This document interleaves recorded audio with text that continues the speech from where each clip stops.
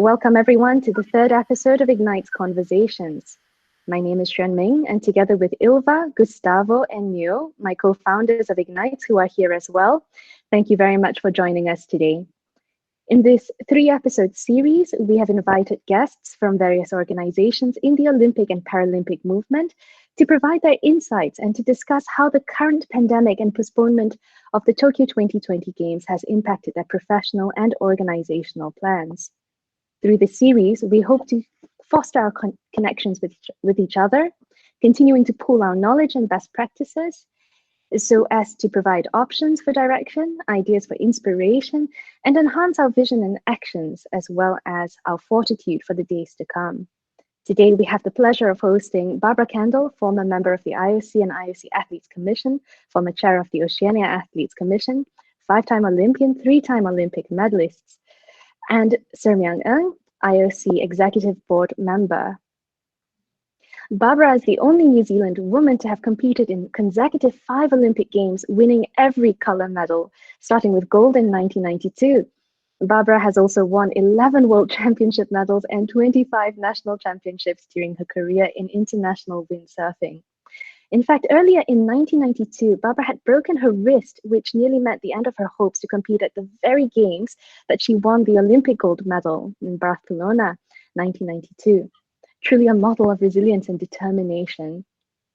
Also a visionary leader in the world of sport and a strong advocate for the rights of athletes and women, Barbara was elected onto the IOC from 2005 to 2016, during which time she served on 5 different commissions and working groups, including athletes, sustainability, legacy, women, communication, and world anti-doping. She has also chaired the Oceania Athletes Commission for 12 years and led a very successful New Zealand Youth Olympic team as chef de mission to the Youth Olympic Games in Buenos Aires 2018. It should be noted that she has attended every edition of the Youth Olympic Games, and she is currently a vice president of the International Surfing Federation and still sits on the International Olympic Committee's Women in Sports Commission. She continues to spearhead innovation and opportunities for improvement in all that she does. Barbara is not only an athlete who thrives in the sun and the salt sea spray, she is also a keen dancer and was runner-up in Dancing with the Stars in 2009. Another interesting thing is that Barbara's nomination as IOC member was confirmed at the 117th IOC session in Singapore. Speaking of Singapore, Mr. Ng hails from Singapore and is also a sailor. Having competed in various international continental and regional sailing races, also a passionate leader in the sporting world, Mr. Ng currently serves on the executive board of the International Olympic Committee. He has served as a vice president on the IOC, the National Sailing Federation, and continues to do so on the Singapore National Olympic Council. He was chairman of the Singapore Sports Council from 1991 to 2002, the Singapore 2010 Youth Olympic Games, and is still serving on the board of governors for the Singapore Olympic Academy. An IOC member since 1998, he has also served on various commissions. Mr. Ng was also chairman of Singapore's second bus company, Trans Island Bus Services, and the supermarket chain Fair Price, reaffirming the social mission of both and initiating foundations to help the needy during his tenure. Mr. Ng is a strong advocate for the empowerment of youth, believing that inculcating youth with the Olympic values of friendship, excellence, and respect, as well as fair play and discipline, are fundamental to building a healthier, and not only in a physical sense, but a healthier society and world. While applying these principles on a macro level, Mr. Ng has also applied this in the microcosm of his family, introducing his children to sport for these very same reasons. To our friends in the audience, if you wish to pose any questions to our speakers, do feel free to type them into the chat and we will endeavor to address them at the end of the session. Now, last week, Peter and Jerry shared how Italy and Asia were impacted long before waves of COVID-19 caught the rest of the world. They also spoke to us about reaching out to their communities and members internationally, very intentionally identifying areas and means of assisting them while looking towards possible avenues of innovation. 2 weeks ago, Andrew and Melina shared with us the wisdom and best practices that existed in their organizations' cultures and their systems prior to this pandemic, and that extends beyond it. They addressed the complex and sometimes very hard reality of the situation in that massive task ahead of coordination and teamwork, They defined their vision for the future and the realistic actions towards it. They spoke also of the importance of a bedrock of hope that is clearly founded on reality. This week, let us hear from more leaders in our community. Barbara, could you please share with us what were your first thoughts when COVID-19 became a worldwide pandemic? Could you also share with us the impact of the pandemic on your work and activities? Yeah, so thank you, and it's nice to be here this evening in New Zealand. Well, actually, the first I heard of the pandemic is we had some boxers trying to qualify for Tokyo 2020, and they were in China at the time.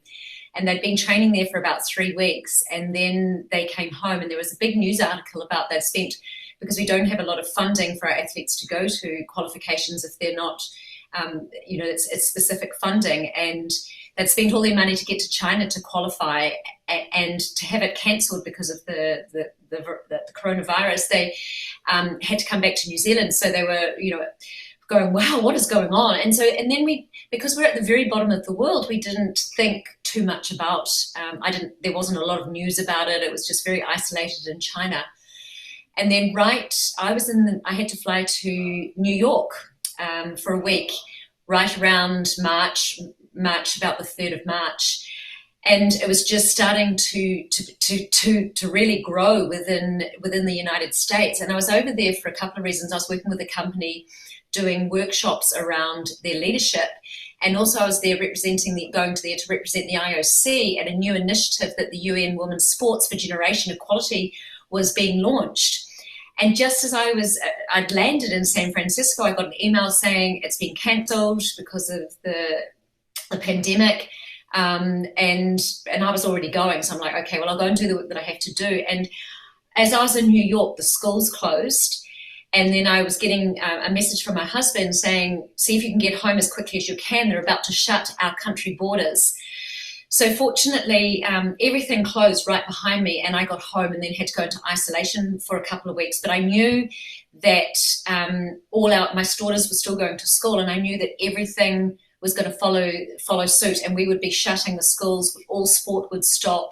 And I, obviously my life is all around sports. My daughters do sports.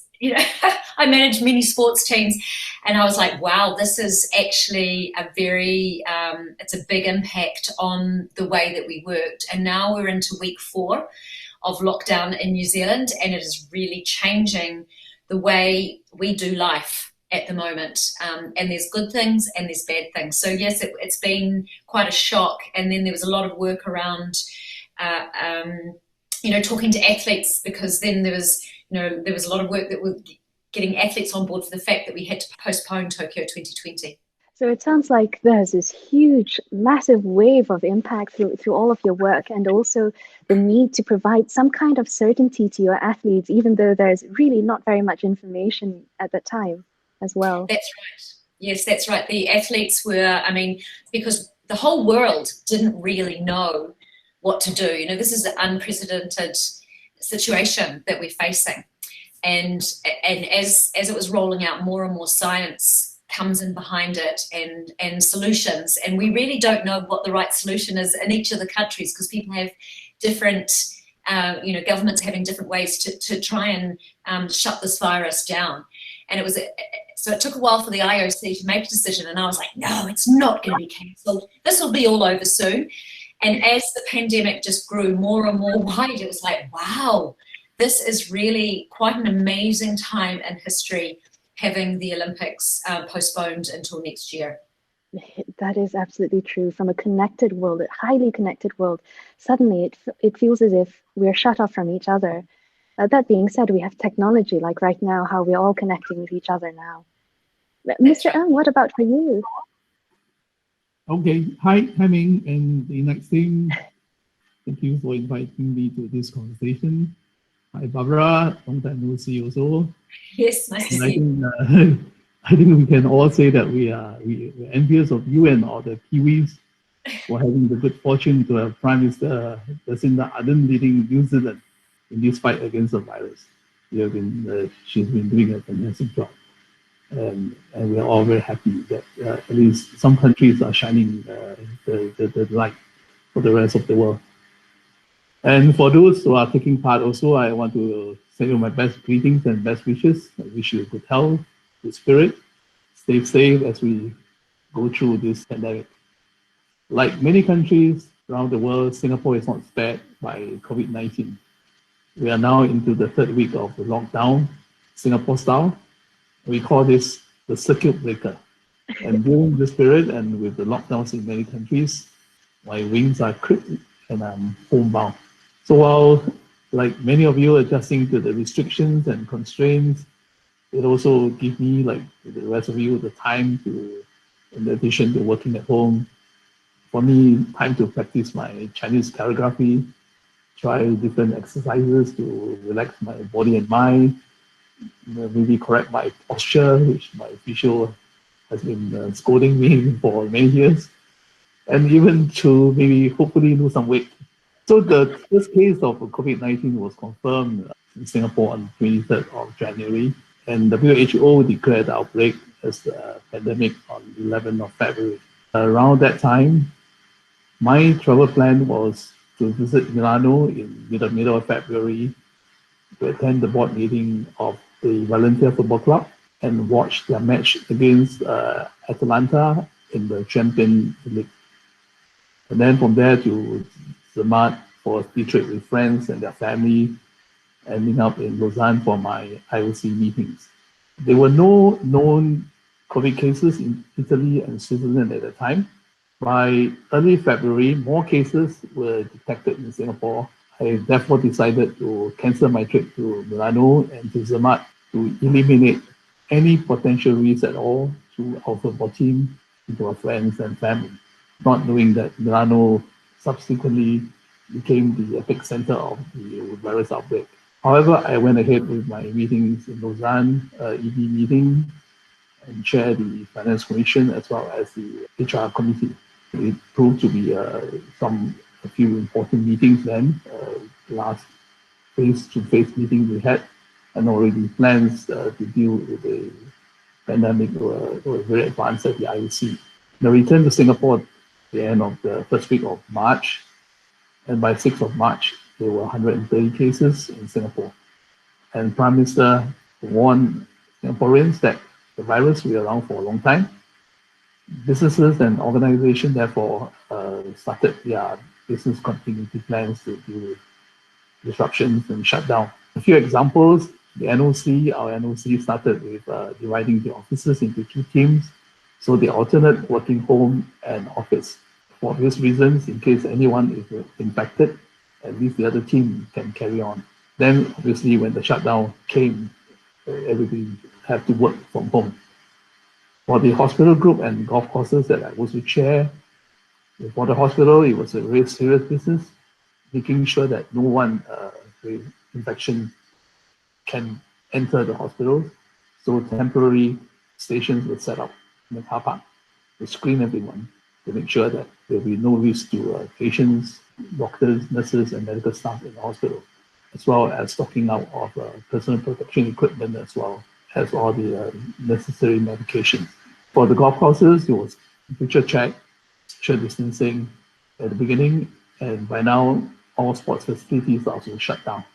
I'm also chairing the school advisory board of my alma mater, and by then we're also preparing for home-based learning, as we expecting schools in Singapore to be shut down as well. So the important thing is to make sure that every student will be properly equipped and with sufficient data for them to do their learning at home. So in all these cases, the protection of staff, of people they are dealing with, as well as making sure that they are able to continue to live a life, do their work, and to study as normal as possible. So with technology, for me personally, all the virtual meetings are going on through video conferencing, voice calls, emails, and everyone that I know is adapting to this very quickly and very well. So I can say that even while there are some small inconveniences here and there, the work overall is not disrupted, both in Singapore and working with the different organizations globally. In the last IGNITX episode, you had the opportunity to discuss about some of the impacts of the Tokyo 2020 postponement. We all know that this is the first time ever that the Olympic Games has been postponed.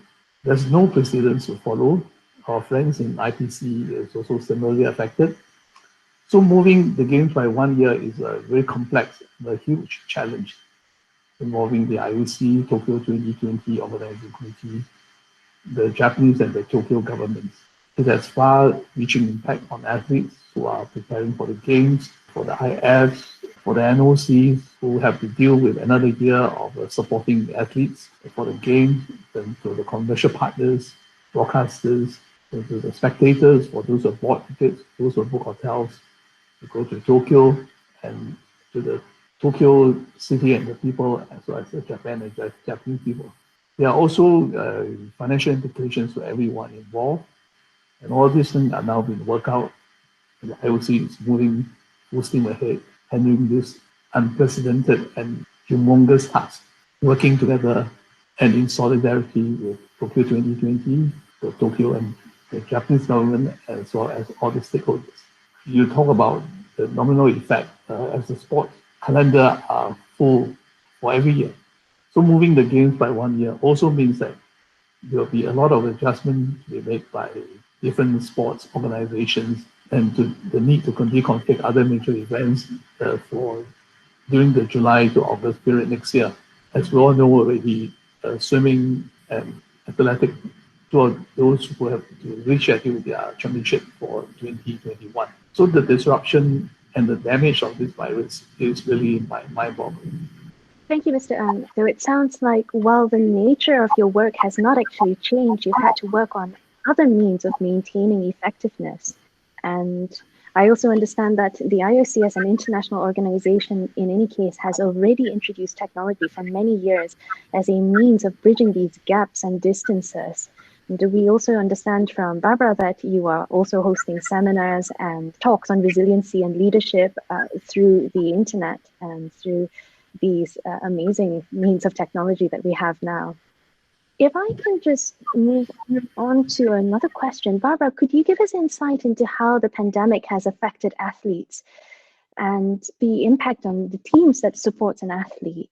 As a leader and as a role model for athletes, what actions have you taken and what is your vision for moving forward? So Mr. Ng has actually touched on it. You know, it's this ripple effect that's happened from this pandemic where, you know, international events right across the world have stopped.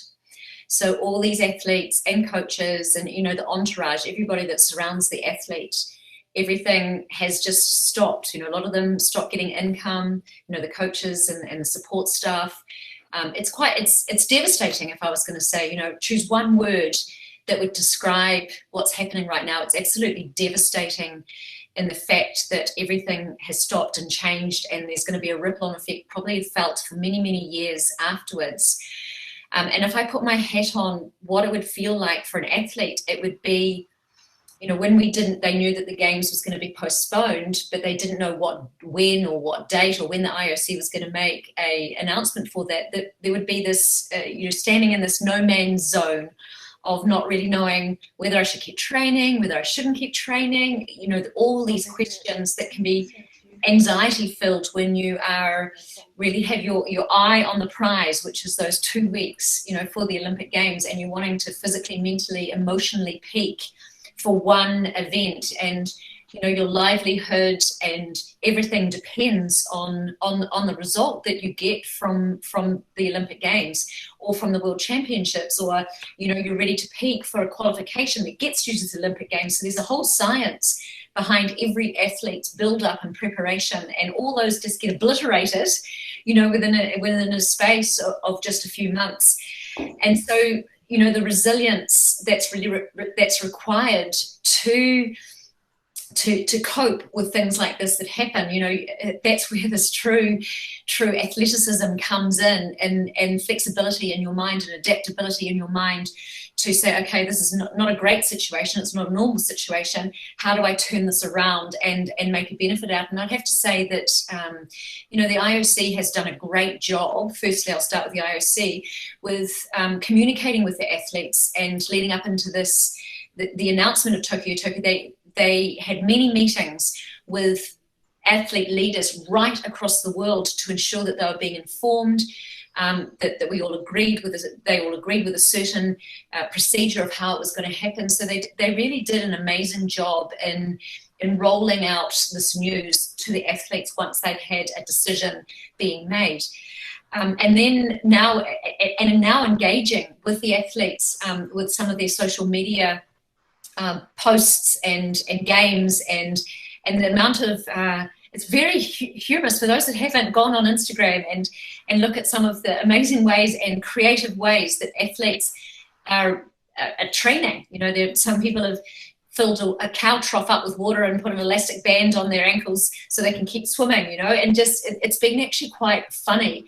And everyone's, you know, you've got to have a sense of humor when things like this happen so you can stay motivated. And, you know, it really affects, if you look at a cross section too, you know, if you're a young athlete, you're like, that's okay, you know, this is my life, I'm going to stay and keep training, and it is what it is. And I'll find, you know, all the coaches now are working out how to do training online by Zoom. And I know quite working with one of the weightlifting coaches in New Zealand, you know, he's been able to coach his athletes via Zoom. So all their training sessions are on Zoom. And so everyone's becoming very adaptable, and thank goodness for the internet and all these amazing platforms that are helping us do this. But if you were you know, if I put my hat on of when I was competing in my last Olympics and this happened, I don't know if I would have the energy to stay motivated for a whole nother year for Tokyo 2020. You know, by the time I retired, I had 2 kids. You know, it was hard to stay on your game and keep that fire lit inside you to keep training for a whole nother year for another Olympic Games. So it can be really, really challenging right across. And the New Zealand Olympic Committee within New Zealand, we have a program, an Olympic Ambassador program. And, you know, all the schools now are in lockdown as well. And so one of the ways that we're engaging with some of our athletes is, and it's really, it's a real win-win situation. The athletes come online and all the kids come online that are remote all around the world. And that athlete talks for half an hour about what it's like to be an Olympian, about the Olympic values and goal setting and what they did. And they'll do a little activity with the kids. And then there's a chat session. And these have just been amazing, not only for the kids that are in isolation around New Zealand, but also for the athletes, because even though it makes them feel good that they're actually doing something and lighting up a child's life. And sport isn't happening right now right across New Zealand, which is, you know, we are a sporting nation, so it's quite devastating for many, many people. And our industry, it's one of, you know, a big industry in New Zealand as well. So, but you can only do what you can do. But there is obviously, and I'm sure we'll talk about this later on, some incredible pluses and bonuses that are coming out of the way that people are adapting to how they do things and adapting to technology and finding creative ways to stay motivated, to keep training, all those sorts of things. So, you know, with every crisis, there's always an opportunity. Indeed, I think you mentioned a few interesting points. One of them, coaching through Zoom, which is fascinating for many of us, because for athletes who are training, what they do is practical. And how do you, whilst we can look at form, there are many elements of the practice of sport that you're not able to analyze or to understand unless you're there in person to feel it and observe in other ways besides just visually. Another interesting point that you shared with us was when the athletes reaching out to children and creating those connections. This is really the power of sport, but also in a sense, it's a phenomenal support, I think, for the community, in that it creates not only the self-efficacy for the athletes, but that collective efficacy in the community. So there's so much to be learned from athletes about resilience and the reality that we are faced with, and also understanding that it's okay to not be okay sometimes. That's really powerful. Thank you for sharing that with us. I had absolutely no idea that that was such an initiative. Mr. Ng, many leaders in different organizations have daily meetings recently, updating on the pandemic, responding to all of these changes, anticipating needs, and trying to provide some form of stability or certainty for the teams, even while facing these constant changes and lack of information. Can you give us some insight into the impact on the complexities of decision-making by governing bodies? Or what actions would you as a leader consider? What kind of adaptations would you prepare or have you been preparing to implement? The different organizations obviously have to deal with the challenges in a different way. I can say that for different governing bodies, like the IFs, like the NOCs, they have different missions and roles, and they're also operating under different jurisdictions, and some of them are domiciled in the different countries where the organization is based. So it's totally natural that they have different organization structure and are faced with different challenges during this very difficult period. So at the early stage of the outbreak, the sensible things to do, and many of them were doing it, was really to restrict unnecessary travel, going to business continuity planning, example, like like the simple things like forming 2 teams for each key function, so that in case of any members of one team is infected, the other team is intact and can carry on the work. Staff then would be updated with the virus situation and would be given medical advice to stay safe and well. And when the countries and regions started to lock down, when everybody had to work home or study at home, and then the mode changed to that of ensuring everyone would have the right equipment and sufficient data capacity to work from home. Earlier on, we heard about some who are interested to join this conversation but cannot. Because again, they have different systems. Some of the applications, the apps may be bad in one country or the other. And then in this home environment, the cyber security and good practices to protect data integrity also will become paramount.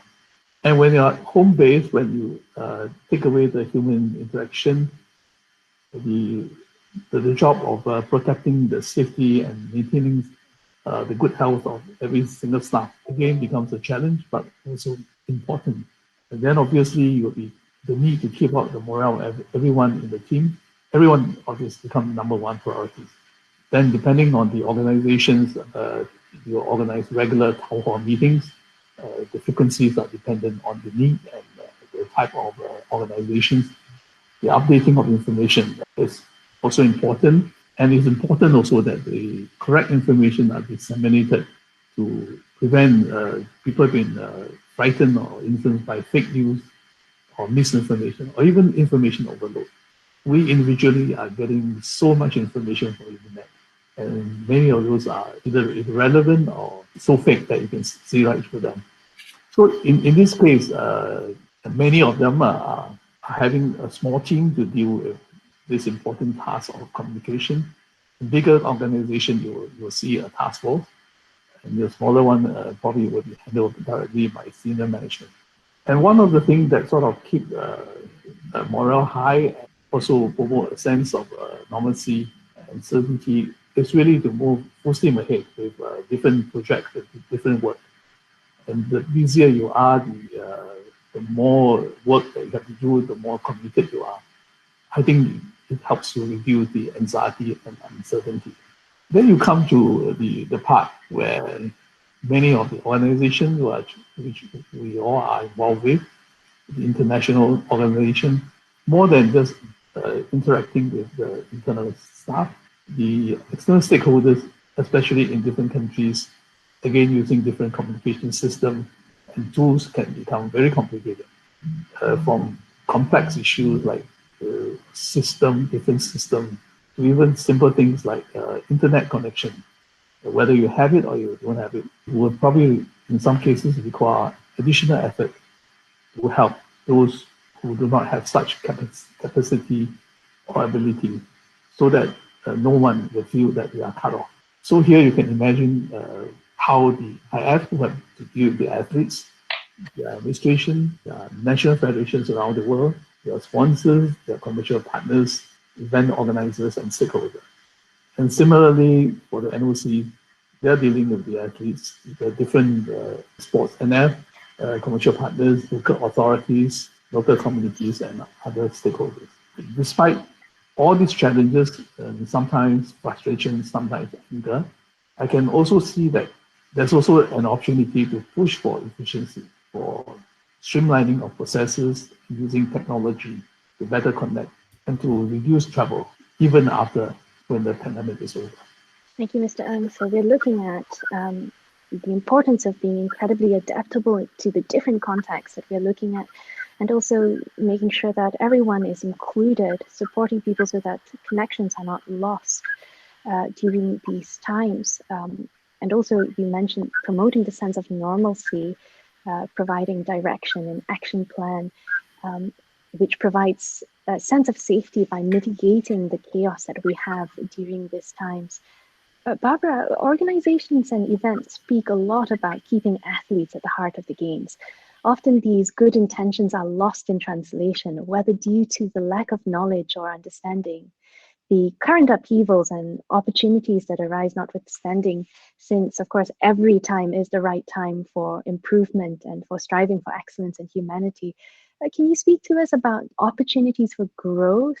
What considerations would you highlight and ask that we intentionally integrate into our planning and operations? Especially many in the audience right now are part of organizations that help to host events. What are the opportunities that we can look at as we move forward?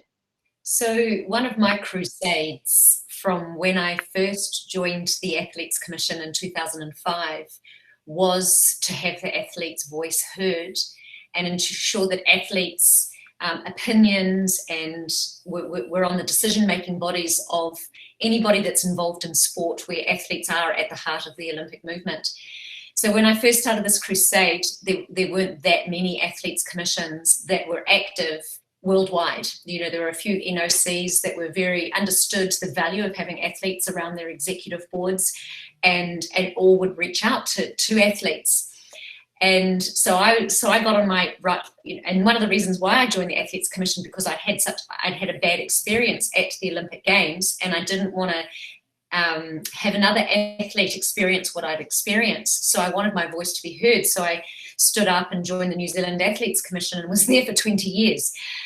And as we grew and we looked at actually how do we make these athletes commissions really effective and efficient, we had to spread, we had to train athletes up on how to hold a meeting properly, how to advocate properly, how to influence properly, having governance structures, making sure they're democratic, and then so you had credibility of these athletes commissions. So we started off, just really focusing on National Olympic Committee Athletes Commissions, and then moving out to international federations, then moving out to the IPC, moving out to WADA, and then moving into organising committees.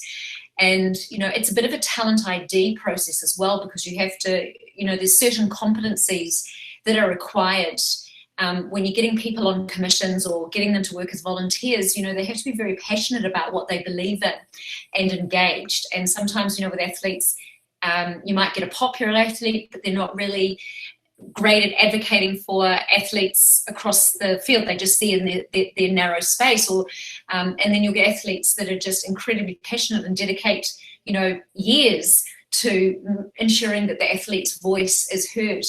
And what's great is over the last 4 years, there's been such a, because of social media, because of technology and social media and, Wi-Fi being spread worldwide and best practice examples coming out, athletes commissions have probably been in some of the best positions that you could be for people understanding that actually, it's really important to hear that athlete's voice. And now if you don't listen to it, the voice just gets louder and louder and louder and louder. And we've seen that happen as well over the last few years on some issues and stuff like that. And it's great because people should have a platform that they can actually express their opinion in a proper democratic way, and then put it through recommendations that then get put through to the executive boards, and then making sure that there's an athlete on the executive board. So yes, when they are hearing a voice, we're hearing all voices across the world. And if you look into the future, a lot of it is now we've got this great structure in place of global athletes commissions all worldwide. It's a matter of educating them and empowering them, and this continual growth of these athletes commission. And it's something to be respected and to be used as a utility for organising committees, for National Olympic committees. The athletes can be your biggest asset and it can be a dual relationship. So yeah, I have been passionate about athletes and still are passionate about these athletes commissions and these bodies that really speak up for athletes. And the amazing, even, I haven't been involved now for the last 4 years or so, but we are evolving so fast with technology and what's happening in the world, and you can become very disconnected in your decision making. And so it is so important, even more so, to be in touch with your athletes, to hear how they're doing, what technologies are they using. It is time to be collaborative, to be kind, to be calm, to reach out. They're not just, athletes aren't just your pawns in your chess game. They're really, it's inclusive as we move forward. Thank you, Barbara. That's a powerful message, and we hear you, and hopefully we can build this into our systems as we move forward. Thank you. Mr. Ng, in 2009, the WHO declared the H1N1 pandemic, and this was downgraded to post-pandemic in August 2010, the same month that Singapore hosted the inaugural Youth Olympic Games. Could you please share with us your preparations and the decisions or the discussions that you've had for this, considering that 5,393 young athletes and team officials from 204 NOCs were traveling to Singapore and living within close proximity in that very unique space of a youth Olympic village, or an Olympic village, effectively. Now, of course, the scale of H1N1 and its impact are vastly different from COVID-19, but looking at both, could you share some key learning points with us and some guidance that we could consider as we look ahead? Sure, Ming. First, let me just respond to what Barbara had said earlier, more to commend her and congratulate her for all the great contribution to the Athletes Commission. And it's not just adding a voice to the deliberation of the IOC for the different WADA organizations like WADA, NOC, and IF, but really to make athletes be integral of the decision-making process and the input of athletes that will influence policy and decisions. Just an example of the case of postponement of the Tokyo Games, where the Athletes Commission has gathered the collective voices of athletes to help IOC to make such important decisions, and not just one single athlete, but the collective voices of athletes, and this is what makes it so important. So back to the learning of the H1N1. Singapore hosted the inaugural Youth Games in 2010, and to help Singapore better prepare for the Youth Olympic Games, we also hosted, as you mentioned, the inaugural Asian Youth Games from 29th to 7th July in 2009. 1,300 athletes from 43 Asian countries took part. In April 2009, WHO declared H1N1 influenza as a pandemic. And 1 year later, the pandemic ended in August 2010. So in response to the H1N1 outbreak, the Singapore's Health Ministry took measures to contain the spread of the virus, including contact tracing, issuing of home quarantine orders, travel advisory, public health advisory, temperature screening at school, public and commercial places, including border checkpoints. By June 24th, there were 220 cases of H1N1 in Singapore. To make sure that Singaporeans have access to medical assessment and prompt treatment for mild cases, more than 400 family clinics will make H1N1 ready with supplies of personal protection equipment, what's now known as PPE, as well as the Tamiflu antiviral drug. The organizing committee of Asian Youth Games worked very closely with the Health Ministry to carefully monitor the H1N1 threat to the hosting of the Asian Youth Games. And after many rounds of consultations, it was then concluded that the risks to host the games were manageable and the games could go on. Additional safeguards were introduced to protect the health and safety of all athletes, officials, and supporters. At the Swiss Hotel, for example, which served as a games village, one whole floor was turned into a medical center with doctors and nurses around the clock. Every floor at the hotel, there was a medical station to check temperature of athletes twice a day.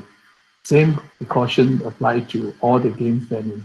A number of footballers from the Hong Kong and Philippines football team were tested positive. The teams were quarantined and athletes treated and fully recovered. As they missed out on the matches, the games proper, a special friendship match was then organized so that disaffected athletes could also enjoy their sport and feel the experience in the spirit of the Asian Youth Games.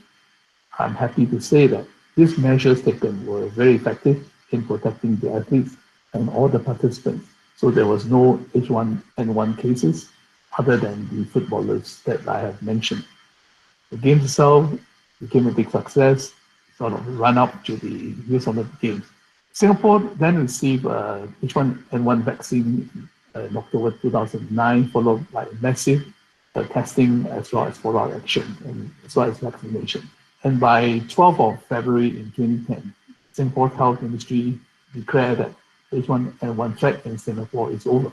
So when it came to the YOG in July 2010, H1N1 was no longer an issue. But based on the lessons that we've learned from the Asian Youth Games, contingency plan was then drawn up and could be put into operation anytime to deal with H1N1 threat should it revive during the Youth Olympic Games. And as additional precaution, space was set aside so that there will be enough quarantine spaces at the YOG village in case of need. So containing the H1N1 became very much a part of the risk management of the YOG. I can say that also there was no H1N1 incidents during the YOG, and I'm very proud and happy to say that the games itself was a really inspirational games, which several of you were very much a part of. The Singapore experience can be a very good reference. Looking at COVID-19 today, this appears to be a more serious threat and more infectious. There's still so much that we do not know about this virus. No vaccine has been developed. So I think we still need to fully depend on medical science and trustworthy data to make our decision and to move forward with this fight. Thank you, Mr. Ang. Barbara and Mr. Ang, you've spoken about different opportunities for creative solutions. What creative solutions and ideas have you seen, or that through your work in cooperation with others, you hope to implement as we move forward during these times, whether in elite sport or sport for all, for the community? And really, what is the place and role of sport during and after a crisis? Barbara? Yeah, thank you. I'd like to thank Mr. Miang. I loved the Youth Olympic Games in Singapore. You know, as the first ever youth games, he and his team did an incredible job, and it's been still one of the highlights in my different games that I've been to. So yeah, thank you. So firstly, we're all here because we believe in the benefits of sport.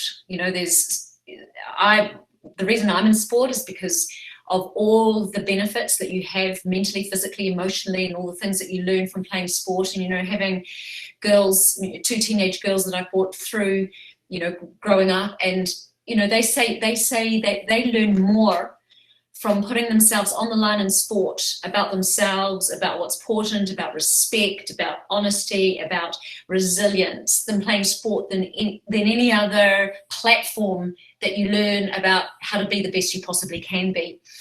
And in all the workshops that I do when I'm working with people, it's one of the pillars that many people leave till the last thing to look up. They look after their finances, they look after their career, they look after all sorts of things. But the last thing that a lot of people really put attention to is their health and well-being. And it's something that money can't buy. And when you've been an athlete, this is really one of the most important things that you can do, is look after your well-being. And so with this pandemic, it's just, in a way, it has really made people go, stop, get off the railway track for a little while and have a look at themselves and think, okay, well, what is important? And we're very lucky here in New Zealand because, yes, we are in lockdown, but we're still allowed to go outside and to go walking.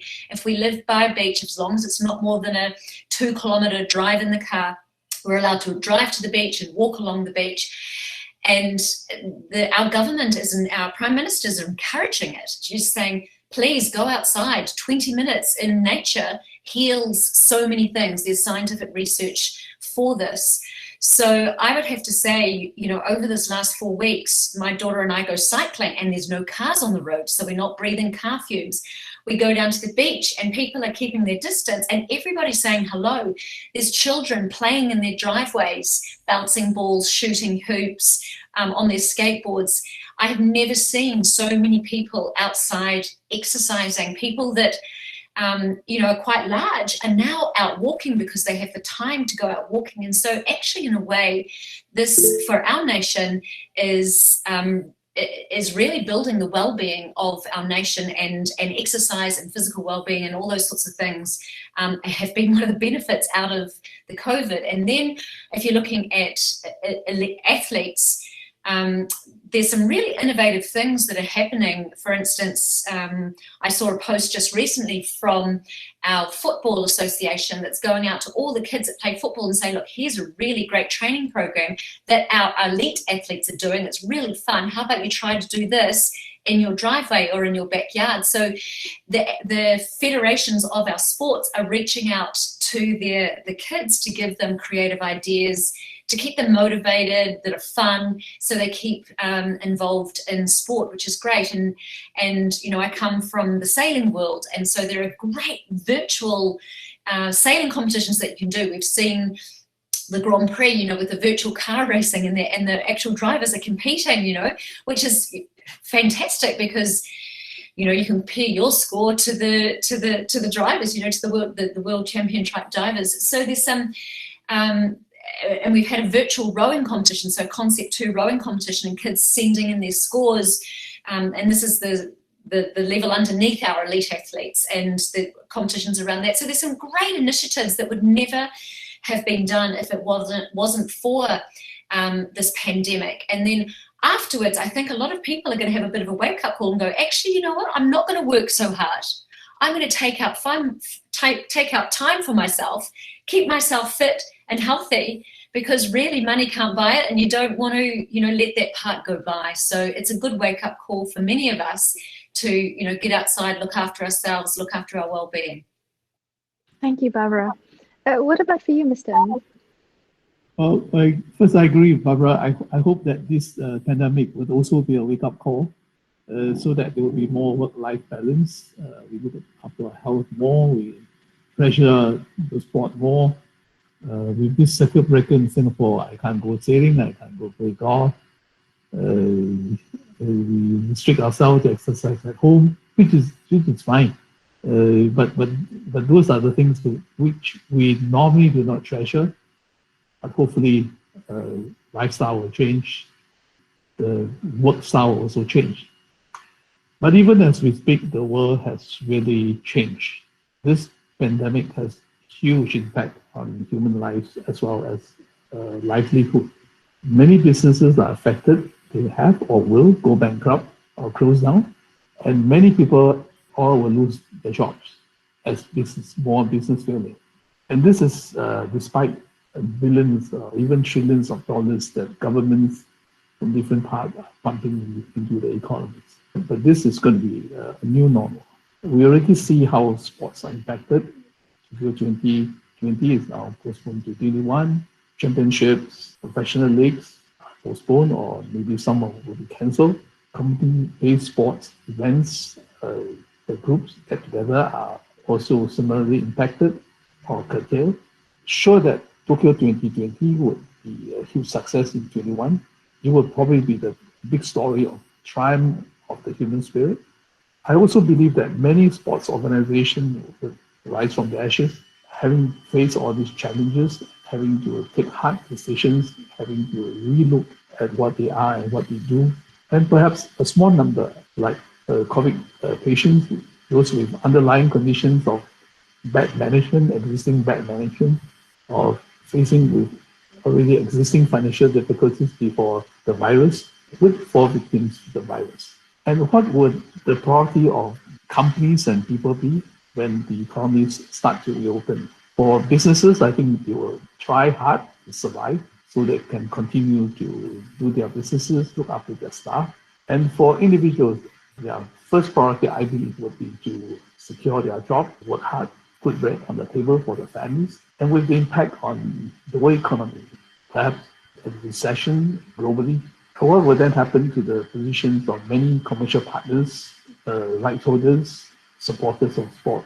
And what will happen to the professional leagues in funding model, for example? I'm afraid this will be difficult questions that people have to answer now and when the pandemic is over. But I'm very sure of a number of things. The first, sport will still have an important role to play under the new normal. Sports will continue to build resilient, strong body and mind for all our people. Our sports champions, like Barbara, will continue to inspire us with their talents, their passion, and their heartwarming story. And I trust that the values of excellence, friendship, and respect will continue to bind all of us. I'm also very, very sure that this will be a time for all sports organizations to review our mission and our role, and to consolidate and tighten our organization, to look at all what we must do and must have, and cut away all the superfluous, and stay true to our core values and responsibility in serving our athletes, our youth, and our communities. And hopefully that this would be the outcome of this pandemic, when we have time now to reflect deeply and judging, assessing the current situation now, and deciding what's going to happen when we're back to normal or the new normal. Thank you, Mr. Ng. In fact, you actually addressed my next question already. You did mention the Olympic values of friendship, excellence, and respect, and I think it's also relevant to highlight here the Paralympic values of determination, equality, inspiration, and courage. These are incredibly relevant to our current times right now. Ms. Ng spoke about how our world is changing and has changed. And in fact, throughout these sessions, we have spoken about this, whether as a part of this natural trajectory of our intentions for progress, or whether by the influence of climate change, or as a result of the current pandemic and all the uncertainties it brings. It is said, after all, that change is really the only constant that we have. Barbara, could you share with us your thoughts on how sports and the sporting world will be affected, further affected, and how do you anticipate that this might influence the sporting world in the future? I always see the positive side of things. So, there's going to be some really tough times, but like anything, when there is a crisis, there's an opportunity to change and to adapt and to create and diversify and do things differently, and see how, because we do become very stuck in our patterns and our behaviorals and our traditions. And so this is I see this as a very good time to push the reset button and have a look at the way we do things, and the way that we do work, the way that we do life. And for me, when I was in the international sporting world, I would be traveling for months upon end, going to country for meetings, sometimes traveling right across the world for a one-day meeting and coming back again. And the sustainability of that is not the smartest way to do things. And that's kind of now, in this new world, that's really the old way of doing things. So this is a really great way to drag all of us into thinking, actually, we can meet by Zoom, we can meet by Blue Jeans, we can do a lot of this work much more efficiently, much more cost effective, much better for our environment, great for Mother Earth, good for our well-being because we're not spending the whole time in airplanes, and really good for the budget, where money can go into other areas. So it's yes, there's going to be costs and there's going to be not so great things on one side, but on the other side, there's many ways that you can save money in the way that we work and the way that we do things as well. So there's always a pros and cons, and being forever optimistic, I think I always see this as, yes, there's devastation, but yes, there's amazing opportunities. And, with artificial intelligence and all those great technologies, in fact, the company that I'm working for right now, that our technology is being advanced right throughout business because it is changing the way that we work. So it's really embracing those changes and getting on board. Wow, that's quite a lot. And in fact, we could probably talk a lot more, have an entire session on the opportunities for change. But perhaps at this point, we could look at a few questions from our audience. I saw a few pop up. Hila Davidov, an igniter from Israel, would like to ask Mr. Ng, regarding sport education, do you think that there is a need to add a program which promotes social capital, social responsibility, mutual responsibility, and the like in order to achieve social resilience? I think this is a good idea and good point to look at how this virus is now impacting society, the world, the relationship between people.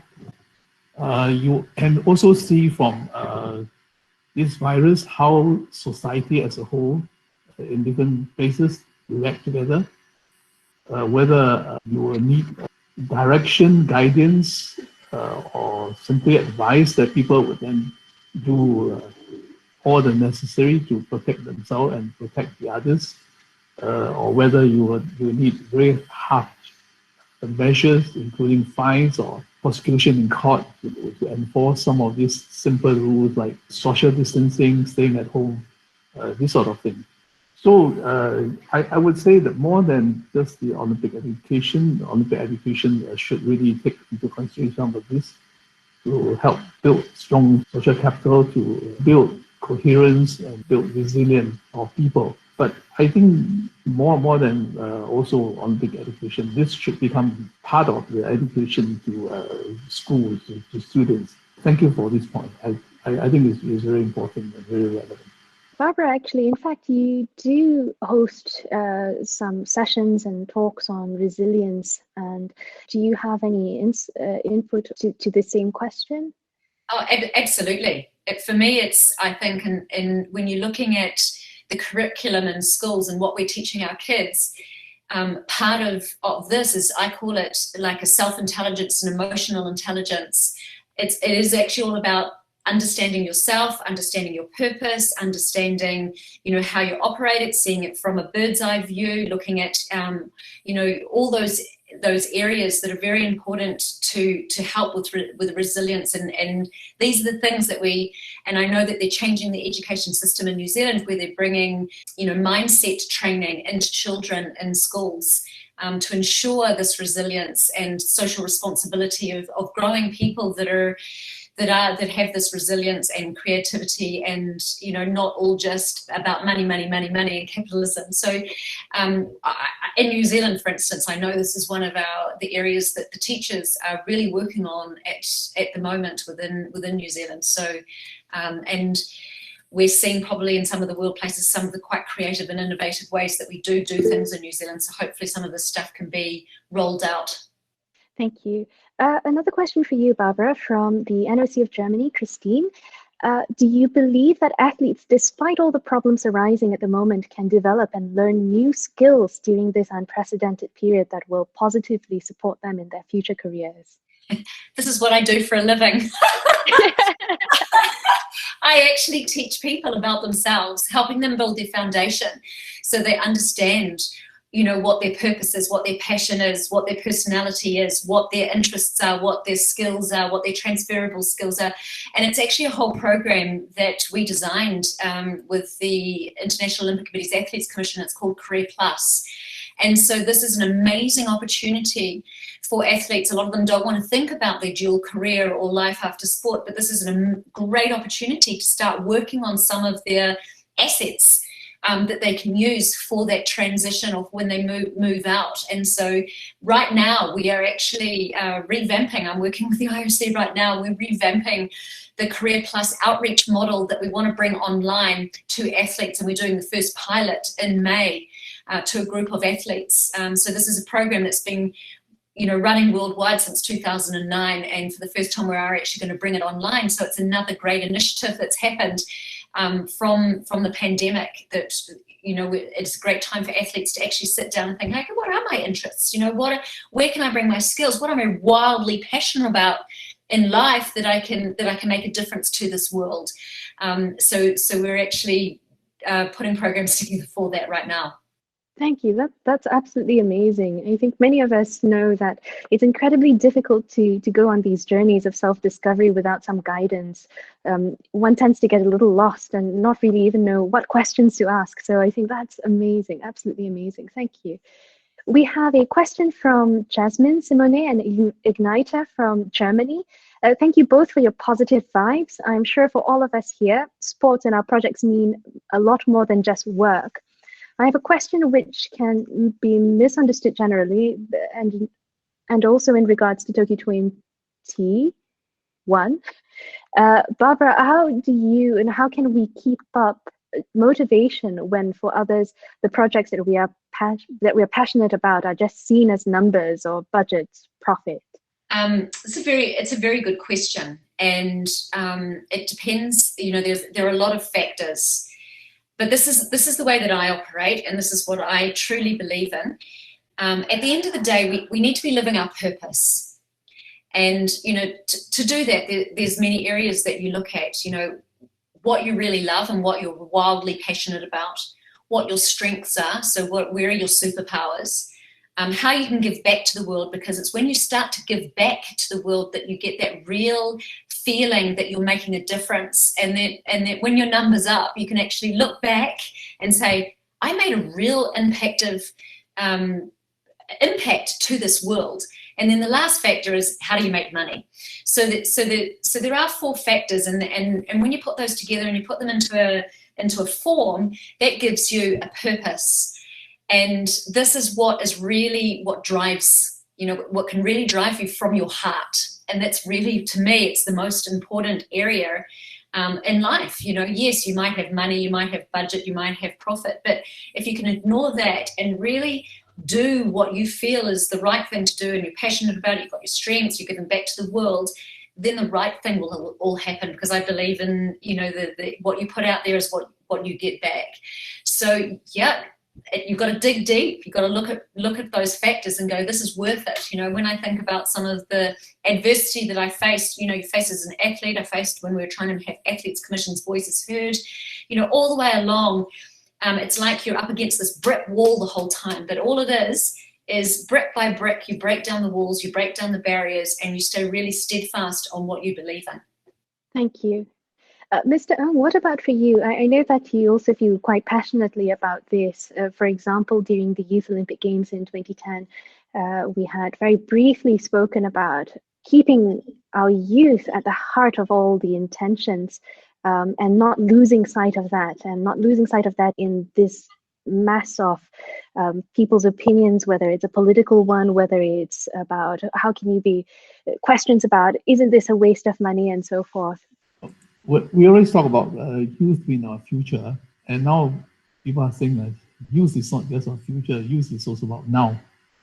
So I think our experience with the different Youth Olympic Games has shown that youth are really in the position, they are capable with the education that they receive, with the society that we're now living in, where they have become more active, they are more well-informed. They can really be a very important part of the decision process. And you can also see that moving from youth games from one edition to another, we started by the youth. For the youth, we have developed into even more than that, where at the last games in Lausanne, where the youth were really driving the whole organization, as well as the delivery of the Lausanne Winter Games. So definitely, I think we should be looking at different ways of engaging the youth, giving them the platform, the opportunity to be able to put forward what they believe in, what they are passionate about. And after all, I think what we're doing is really building the future, which none of us, or my generation, will be living in, but your generation and the generation after you will be living in. So we have to shape the world according to not just our vision, but the vision of the youth as well. Thank you, Mr. Ng. I do remember actually years back when you said to me that it's important that we do not patronize the young people who we seek, whose opinions and whose ideas we seek for the Youth Olympic Games. I remember that very well, and it was a really great moment. Another question for you, Mr. Ng. What is your opinion about including esports in the Olympics, and how do you think that esports can be used to spread Olympic values? I think Barbara did touch very briefly on this, about how they have utilized the e-space, so to speak, for different athletes, whether it's the Concept 2 rowing machine competitions, or like as in last week when we spoke with World Taekwondo, Jerry Ling from World Taekwondo, and he mentioned about the breaking or the subverting of the normal competition methods and styles, in which you could have, you know, a female athlete compete with a male athlete in a combat sport, even through the e world, so to speak. E-sport is becoming a huge social phenomenon. The growth has been so rapid that it's almost unimaginable. The link to the Olympic movement, since a number of years ago, the IOC has been looking at the e-sport, starting first of all with the Olympic Summit on e-sport, where we bring in the different major players to have understanding of the position of e-sport versus that of the Olympic movement. And this resulted in the setting up of IOC e-sport liaison group that came out with a recommendation to the executive board last year. And the executive board decided on two directions. Firstly, to encourage all the international federations to develop their own e-sport, more in the line of what I would call active e-sport, where there's not just mobile or computer-based e-sport, but actual movement, more like what Jerry has been talking about. The second direction is how to harness the hundreds of millions of youth that are playing e-sport, how to bring the Olympic values to them, and how also at the same time to use them to promote the Olympic values, and at the same time encouraging them to also take out physical activities, including sport. So this is really the direction that we are moving forward as far as the Olympic movement is concerned. And these two directions were also adopted by the Olympic Summit in December last year. And this sort of formed the basis on how the Olympic movement will work with e-sport. Thank you, Mr. Ng. Many NOCs are currently deciding what to do with their elections, whether to do it in 2020 or to postpone it. Can you share your respective countries' NOC's take on this matter? Yes, indeed. On this topic, there was a communication from IOC a few days ago. There's an official communication on this. The principle is that the NOCs are governed by the Olympic Charter. The election is supposed to take place after every Olympic Games, but this year, because of the special circumstances where it may not be possible to host elections, and at the same time, because of the postponement of the Games. So the IOC has come up with a flexible way of handling this, that to allow the election to continue for those NOCs that can do it, and for those who are unable to do it, depending on their local laws as well as their statute, to look at postponing to next year. So there's a very clear guideline and communication from the IOC, and the director of the NOC relations, James McLeod, is helping the NOC to deal with this issue or challenge, as the case may be. Thank you, Mr. Ng, for the insights on that. We have a question from Kaiser from the IPC. Do you think that the use of technology could help to level the playing field between the wealthier NOCs or NPCs and those that are not as well funded? If so, how? This is a really big question, and even when we weren't in lockdown with this pandemic, it was very difficult to level the playing field between wealthy and not so wealthy sporting nations. And it's not, I don't think that this pandemic will actually level the playing field. I think it will be the same. You know, this is just my personal opinion. It's just one of the paradoxes that we have within our world. You know, there's some things that we can change, some things that we can't. We can do the best that we can. And Olympic solidarity, this is why we have Olympic solidarity, to try and encourage sport and to level the playing field a little bit, and this is why we have things, like access to sporting facilities, all those sorts of things, and everything the IOC does to try and level the playing field as much as it possibly can, and I'm sure it will continue after this time. Maybe there'll be some reset buttons in how to do this better, and I'm sure the IOC is always open for suggestions and recommendations on how this can be done. I think, to me, I agree with what Barbara is saying. There are things which we are able to do, and there are things which we are unable to do. This divide between wealthy and poorer nations are always there. In the case of IOC Solidarity, there are two major programs. One is on a world program, as dealing with more broader and general support, and there are specific continental program which deal with the needs of each continent. And the NOCs are getting individual supports as well. So it helps in a way, together with the Olympic scholarship, to bring some level of playing field or some support to those who are in need for it.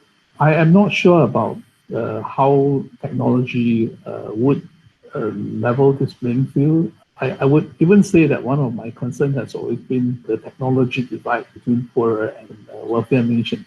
Simple things like the cost of technology, whether the poorer nation can afford. And earlier on, I talked about home-based learning. In wealthier nations, there's no problem for schools to be shut down. Learning and education can still go on online, not just having the computer, but also have abundance of data for each and every student. Then I'm worried about this digital divide, because what happened to the poorer nations where firstly they cannot afford even the simple equipment. Secondly, whether the system, the structure would enable sufficient data for them to do their work, whether it's work or study or sports.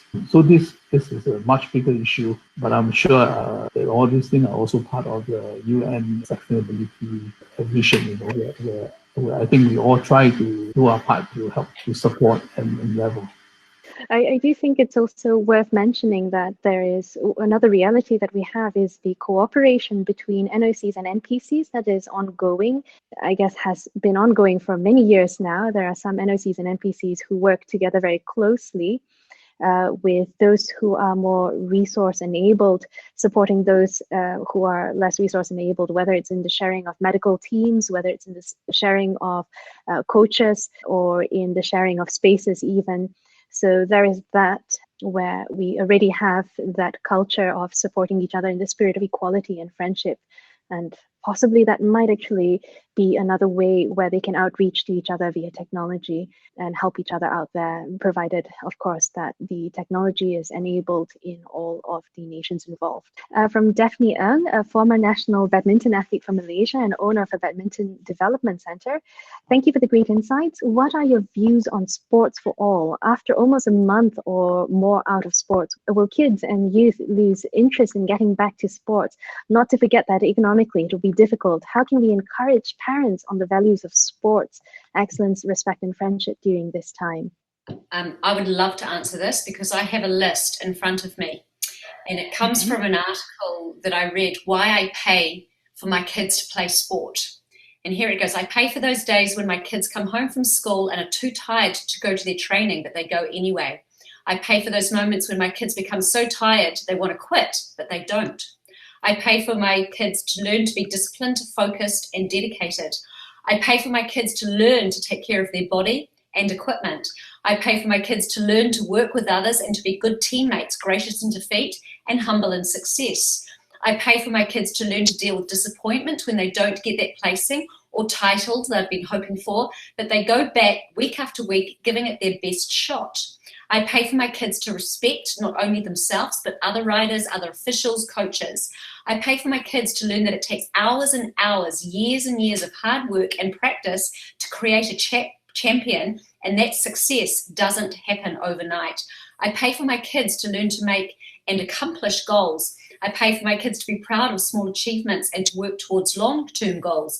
I pay for the opportunity my kids have and will have to make long life friendships, create long life memories, to be as proud of their achievements as I am. I pay for so that my kids can be out being physical instead of being in front of a screen.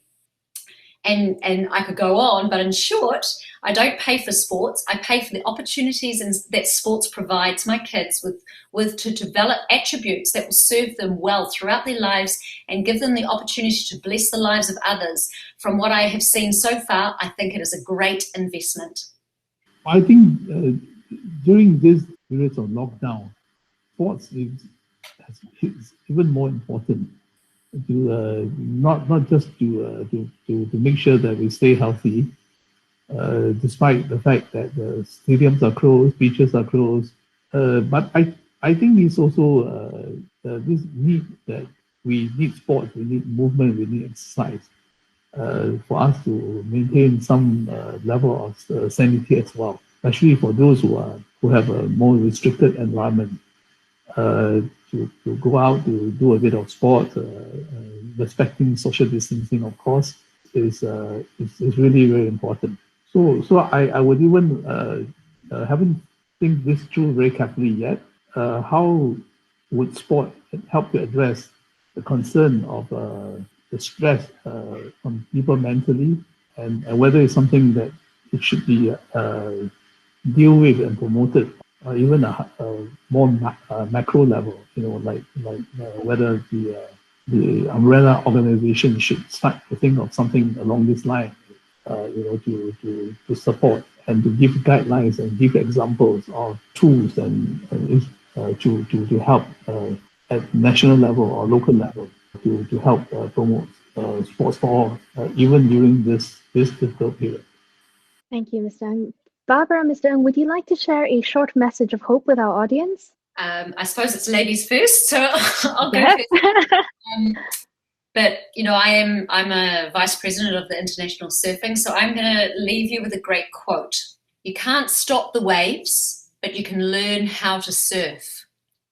So we can never stop the waves of change. There's one thing that's inevitable in this world. There are going to be waves of change. We're never the same day to the next as always, but you can learn how to surf those waves. And this is an amazing opportunity for all of us in this changing world to learn to adapt, create different learnings, be diversified, be more flexible, and most of all, look after Mother Nature, because Mother Nature is breathing.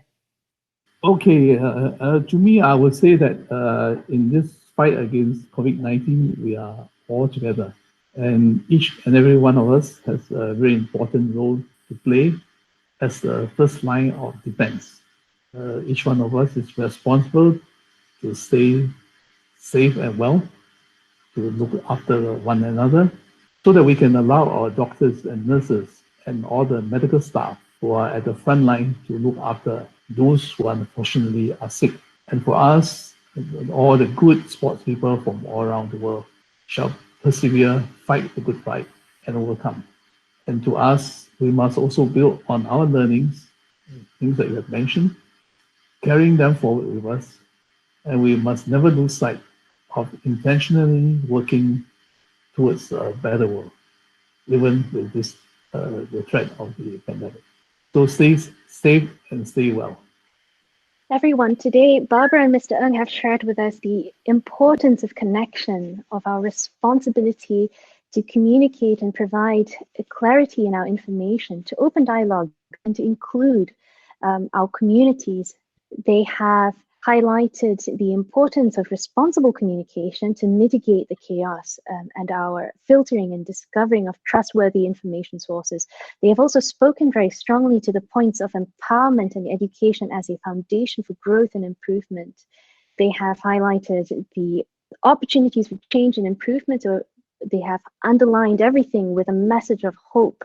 And I think it's quite fun to mention that, of course, many people who are introduced to sailing and the sea begin on a boat called the Optimist, or otherwise sometimes known as the bathtub boat, but the Optimist. So I think that's a great message to keep with us. I think there is also much understood now about the psychological impact of unexpected events such as illness and natural disasters, or such as the case that we have right now with COVID-19. There is a clear consensus, both expert and in literature, that one's level of social connectedness will likely be the single most important determining factor in how overwhelming an unexpected event will affect the individual and the community. So yes, while we are physically distant from each other, that message of connection, of continuing to build these bridges is such a relevant and powerful one for our well-being, for our safety. So as we look forward, in the 3 weeks of our IGNITES conversations, we have seen the world around us continue to change, and the circumstances evolve in terms of certainty and uncertainty. What we have also seen is incredible efforts of outreach across the world in communities and families. So let us continue to remain calm, highlighting and recognizing the present, reminding ourselves of the practices that we have already been practicing that do work. We want to protect ourselves and those around us from misinformation and fearful stories, and we can plan moments to be present and share these with someone else. Let's continue to create calm around us, ensuring that we ourselves do get sufficient sleep and that we remember to breathe, which may sound very silly, but intentional long, slow breaths can help us to activate that parasympathetic nervous system that alerts our brain to send out chemicals to calm our bodies down. We've spoken a lot about creating opportunities, the building of efficacy. We can start on small projects, reminding ourselves of our strengths and the things that we can do. And let us continue to nurture hope and build resilience. Again, the world is changing. Let us change it for the better. To our friends who are fasting for Ramadan, we wish you Ramadan Kareem, happy Ramadan.